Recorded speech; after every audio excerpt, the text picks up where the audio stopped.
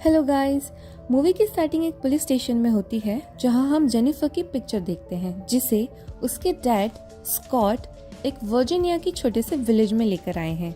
देखने से हमें ये लगता है कि वो अपनी बेटी को काफी टाइम से ढूंढ रहे हैं, लेकिन जो वहाँ का पुलिसमैन था उसे जेनिफर को ढूंढने से ज्यादा उसके बॉयफ्रेंड में इंटरेस्ट था। उसे लग रहा था कि ये कुछ हिपीज हैं और यहाँ वहाँ घूम रहे होंगे, वो अपने घर वापस आ जाएगी। नेक्स्ट हम देखते हैं स्कॉट जाता है उसी होटल में जहाँ पे जेनिफर रुकी हुई थी, उसी पब में थोड़ी इन्फॉर्मेशन लेने के लिए। लेकिन पब में उसे एक स्ट्रेंज आदमी दिखता है जो फोटो देखकर जेनिफर की थोड़ा स्ट्रेंज बिहेव करता है। नेक्स्ट हम 6 वीक्स अर्लियर देखते हैं जहाँ पे कुछ ग्रुप ऑफ फ्रेंड्स हाइकिंग के लिए वर्जीनिया आए हुए हैं। एक बहुत ही पीसफुल विलेज दिखाया जाता है जहाँ पे फिर हमें सारे ही फ्रेंड्स से इंट्रोड्यूस कराया जाता है। पहले डेरिस जो कि जेनिफर का बॉयफ्रेंड था, मीला उसकी फ्रेंड, एंड देन एडम जो मीला का बॉयफ्रेंड था। एंड देन हम 2 और फ्रेंड से मिलते हैं जिनका नाम लुइस और ग्रे था, वो दोनों कपल थे। और यहाँ हम जेनिफर से भी इंट्रोड्यूस होते हैं। एंड नेक्स्ट हम देखते हैं रास्ते में जाते हुए सभी फ्रेंड्स की जो कार थी वो अनबैलेंस हो जाती है। इसे बनाते समय हम ये नोटिस करते हैं कि कोई दूर से इन सब के ऊपर नज़र रखा हुआ है।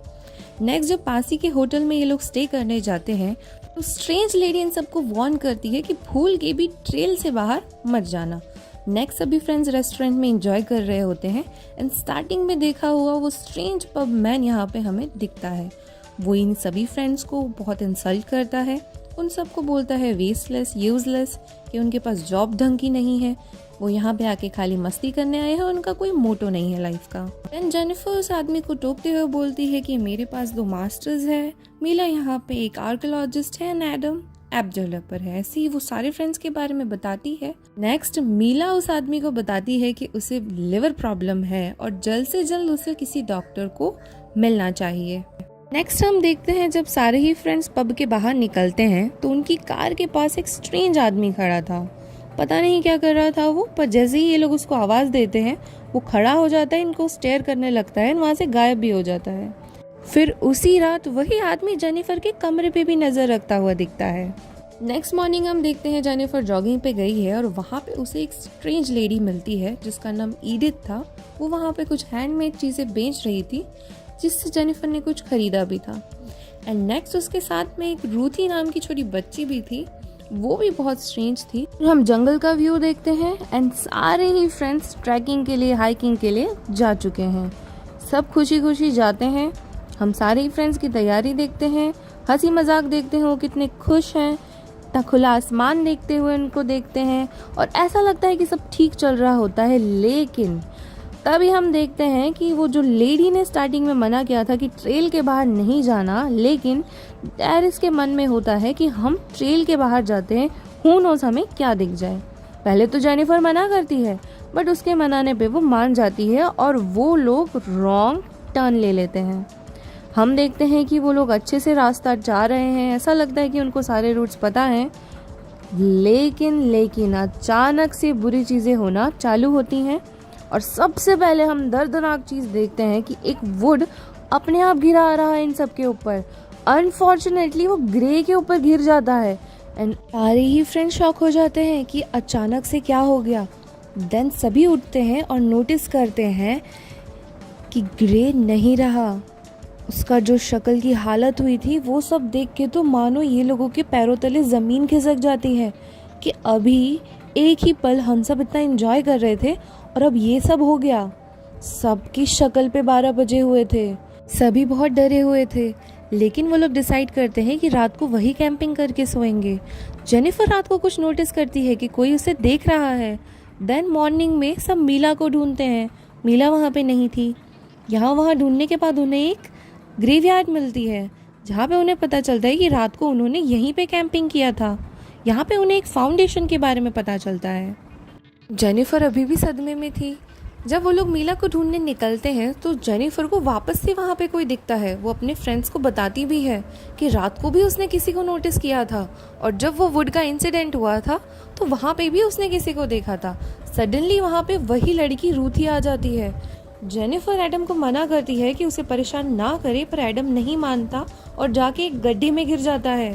अनफॉर्चुनेटली एडम को छोड़ के जाना पड़ता है क्योंकि गुफा बहुत गहरी थी। रास्ते में ही इन सबको एक घर मिलता है जहाँ पे मोबाइल फोन्स, हथियार, काफ़ी सारी चीज़ें थी। वहाँ से लुइस, डैरिस और जेनिफर को दिखता है कि दो लोग स्ट्रेंज मास्क और कपड़े पहनकर एडम को टांग कर लेके जा रहे हैं। उन सबको ये लगता है कि इन्होंने ही मीला को मार दिया है और अब एडम की बारी है। तब ये लोग सेल्फ डिफेंस में अपने आप को प्रोटेक्ट कर रहे होते हैं, लेकिन एडम उठकर बिना सोचे समझे उन दोनों में से एक को मार देता है। जब वो एक स्ट्रेंज मैन मर जाता है तो दूसरा वहाँ से गायब हो जाता है, अचानक ही जंगलों में कहाँ चला जाता है। देन इन सबको रियलाइज होता है इन्होंने कितनी बड़ी गलती कर दी है। नेक्स्ट मीला पीछे से आती है और बोलती है वो सुबह फ्रेश होने गई थी और आते वक्त इन्हीं दो मास्क मैन को देखकर वो छुप गई थी। बहुत बड़ी गलती हो गई इन सब से। आगे जाते हुए एक ट्रैप में टेरिस फंस जाता है, उसको थोड़ी चोट आती है, लेकिन स्टिल ये लोग आगे कंटिन्यू करते हैं चलना। आगे रास्ते पे जाते हुए इन सबको पता चलता है कि इन सब पे काफ़ी सारे लोग नज़र रखे हुए हैं, प्रेडेटर्स की तरह। सारे ही भाग दौड़ करना चालू करते हैं। यहाँ वहाँ भागते हुए एक एक करके ये लोग सेम जो वो दो मास्कमैन जैसे ही दिख रहे थे, ये लोग इन सबको पकड़ लेते हैं। इसी बीच मीला एक ट्रैप में घिर जाती है, बहुत पेनफुली वो हेल्प मी कह रही होती है और एक मास्कमैन आके उसकी जान लेकर उसकी मदद करता है। लास्ट में जेनिफर भी पकड़ी जाती है।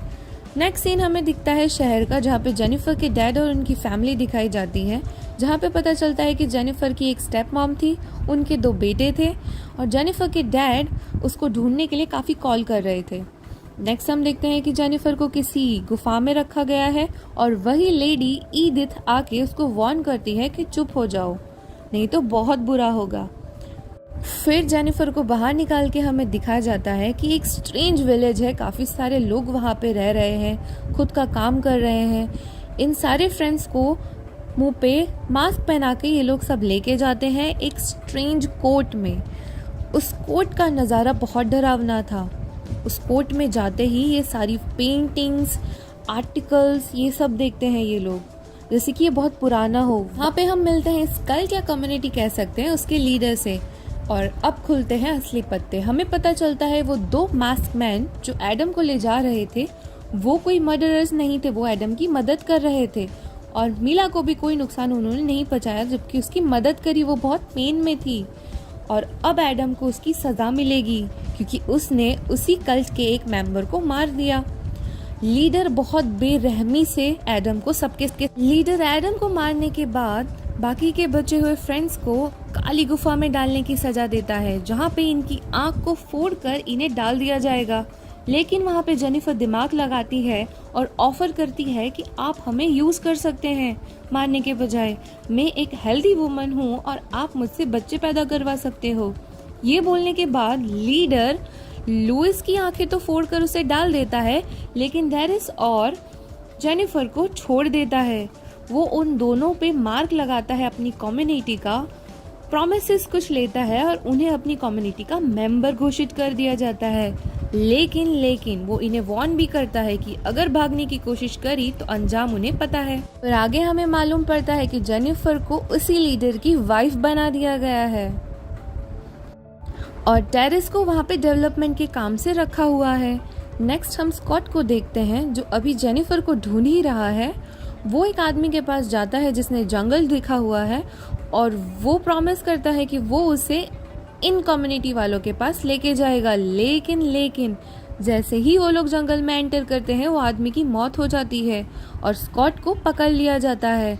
फिर स्कॉट को जब लाया जाता है तो जेनिफर उसे एक तीर मारकर घायल कर देती है और ये दिखाती है कि अब वो इसी कल्ट का हिस्सा है, वो उसकी फैमिली मेंबर है और लीडर की वाइफ है। स्कॉट को तो बिलीव नहीं होता, लेकिन आगे हमें पता चलता है कि जेनिफर ने लीडर का भरोसा अच्छे से जीत लिया है और ये सब उसने इसीलिए किया था। नेक्स्ट हम देखते हैं कि जेनिफर उस लीडर को अच्छे से बहला फुसला के रखती है और रात होते ही अपने फादर को लेने के लिए निकल जाती है। वो स्कॉट के पास आती है, उसे सारा सच बताती है और वहाँ से वो दोनों भागने की कोशिश करते हैं। रास्ते में उसे डेरेक्स भी मिलता है। जेनिफर उससे सॉरी बोलती है कि उसने ये जो कुछ भी किया उन दोनों की जान बचाने के लिए ही किया। डेरेक्स उन लोगों को जाने देता है और आगे जाते ही उन्हें बाहर जाने का रास्ता फॉर्चुनेटली रूथी मिलके बताती है। जेनिफर रूथी से रास्ता पूछती है। रूथी बोलती है कि उन्हें काली गुफा में से जाना पड़ेगा, जहाँ पे काफी सारे लोग अपनी सजा भुगत रहे हैं। उन अंदर मानो कितने सारे लोग थे। वहाँ पे ही अंदर जाते हुए जेनिफर को लुइस मिलता है, जिसकी आंख निकालकर उसे वहाँ पे छोड़ दिया गया था। शॉकिंगली उसे देखकर जेनिफर उसे मुक्त करती है और उसे मार देती है। ये देखकर हमें पता चलता है कि जेनिफर काफी स्ट्रांग हो गई है यहाँ पे रहते हुए। स्टार्टिंग में लीडर ने भी उसे देखकर यही कहा था कि तुम काफी स्ट्रांग हो। आगे हम देखते हैं कि ईदित इन सबको देख लेती है और गार्ड्स को भी पता चल जाता है। अफरा तफरी मच जाती है, सब लोग उसे ढूंढने और पकड़ने के लिए निकलते हैं। इसी बीच जेनिफर ईदित की बहुत बुरी तरह मारते हुए उसकी जान ले लेती है। स्कॉट उसे शांत करवाता है और उसे उठाकर लेके जाता है आगे। दोनों को लगता है कि अब वो आगे पहुंच गए हैं और अब वो अच्छे से अपने घर पहुंच जाएंगे, लेकिन ये तो रास्ता पता ही नहीं था और वहाँ पे काफ़ी सारे कल्ट के लोग भी आ जाते हैं उन्हें पकड़ने के लिए। लेकिन स्टार्टिंग में जो वियर्ड पब मैन हमें मिला था, हम उसे देखते हैं इन लोगों को रेस्क्यू करते हुए। वो ये बताता है कि जो मीला ने उसको बताया था लिवर के बारे में, उससे इसकी मदद हुई थी और वो इन्हें बचाने आया है। उसकी मदद से ये लोग बाहर निकल जाते हैं, आग लगा देते हैं रास्ते में, और जेनिफर पीछे देखती है तो उसे कल्ट का लीडर दिखता है जिसकी वो वाइफ बनी थी। वो लीडर बहुत गुस्से में देख रहा होता है और हम उसको बहुत स्ट्रेंजली जेनिफर की तरफ दूर से देखते हुए देखते हैं और जेनिफर भी उसे देखती है लास्ट में। ये बहुत ही डरावना सीन था। ऐसा लग रहा था कि वो लाइफ टाइम इसे छोड़ेगा ही नहीं, रूह बन के उसके पीछे रहेगा। आगे हम देखते हैं सुबह हो गई है और जेनिफर और स्कॉट बाहर आ चुके हैं। मूवी की एंडिंग में दिखाया जाता है कि कुछ समय बाद हैप्पीली ये लोग सब अपना जीवन जी रहे हैं। जेनिफर उसके डैड से मिलने जाती है। स्कॉट भी वहाँ पे बहुत खुश होता है, अच्छे से बातचीत करते हैं। जेनिफर वहाँ पे कुछ अपना एक्सपीरियंस शेयर करने के बाद, खुश होने के बाद अपने घर जाती है और वहाँ पे वो देखती है कि कल्ट का मेंबर लीडर एंड रूथी उसकी फैमिली के साथ बैठे होते हैं। उसके पैरों तले ज़मीन खिसक जाती है, वो वॉमिट करने अंदर चली जाती है। बाहर आती है तो लीडर उसे बोलता है कि तुम्हें मेरे साथ चलना पड़ेगा। एंड देन फिर हम देखते हैं कि लीडर ने सारे ही फैमिली मेंबर को मार दिया है जेनिफर की, और जेनिफर ने भी उसको स्टैब करके दिमाग में मार दिया है। लेकिन ये सब एक वहम था जेनिफर का और अभी भी वो उसके सामने ही खड़ी हुई थी। लीडर शांत से बोलता है कि तुम्हारे पेट में मेरा बच्चा है और तुम्हें मेरे साथ चलना होगा। जेनिफर पोलाइटली ऑफर करती है कि मैं चलूंगी, बट प्रॉमिस करो मेरी फैमिली को कुछ नहीं होगा। जेनिफर रूथी का हाथ पकड़ के आराम से उसके साथ एक कैरावन में बैठ के निकल जाती है, और जैसे ही कैरावन चालू होती है हम देखते हैं उसका आगे जाके एक्सीडेंट हो गया है और अंदर से जेनिफर निकलती है सबकी डेथ करके, सिर्फ रूथी को छोड़ के। रूथी को वो लेकर आती है और जो एंडिंग सीन था बॉस बहुत ही ब्रिलियंटली शूट किया हुआ, मुझे काइंड ऑफ कॉन्जरिंग यूनिवर्स की याद आ गई थी। बस गाइस, मूवी यहीं पे ख़त्म हो जाती है।